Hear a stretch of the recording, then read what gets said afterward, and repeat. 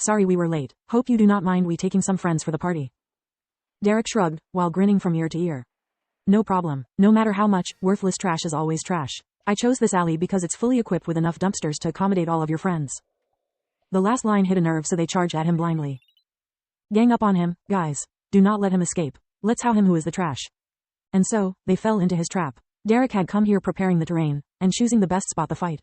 A blind alley to not make them escape, the end of the alley so they would not notice the tripwire due to the dim light.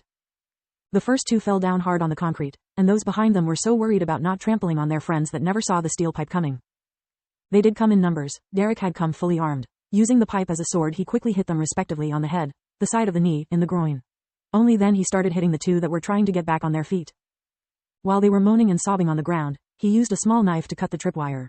Then he started beating them again and again with the metal pipe, giving a special attention to the nether regions. Deeply inside he knew what he was doing was wrong, but he could not care less. If the world was built to be unfair, the only possible course of action was to make it unfair at his advantage. So, he took out the taser that he borrowed from his father and tased them until unconscious. Then he stripped them completely and took multiple photos of each one of them and even filmed them after arranging them so that they would seem to be spooning to each other. Then he splashed them with a bucket of cold water and sealed the deal. Sorry to ruin your Brokeback Mountain moment, girls, but I need your attention for a minute. When the bullies woke up, they were still in so much pain they could barely notice that they were naked and embracing each other.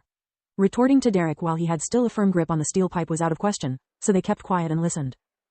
I have made quite a scrapbook of you, even a short movie, uploaded it on my computer and even into the cloud. And it would be terrible if someone, I do not know, like me, for example, would upload them on all the biggest image hosting sites. You know how they say, internet never forgets. The bullies started crying and begging. Imagine how terrible would it be, whenever someone would Google your names, be it your grandma, your girlfriends or even the colleges you were willing to apply to, the first thing to appear would be those photos. Dude, no, please, I do not even know you. I was just making a favor to a friend. It was only a joke, please forgive me.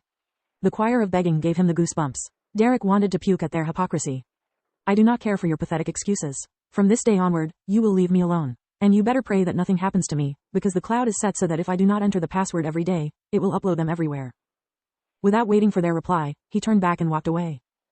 Almost forgetting, I randomly threw your clothes in the dumpsters, can't remember which is which. If you don't want to go home in your birthday suit, you better start digging. So long, suckers. Derek returned home euphoric, almost singing. He had never felt so proud of himself and had the completely undeserved confidence that he would never think about those B** stars ever again.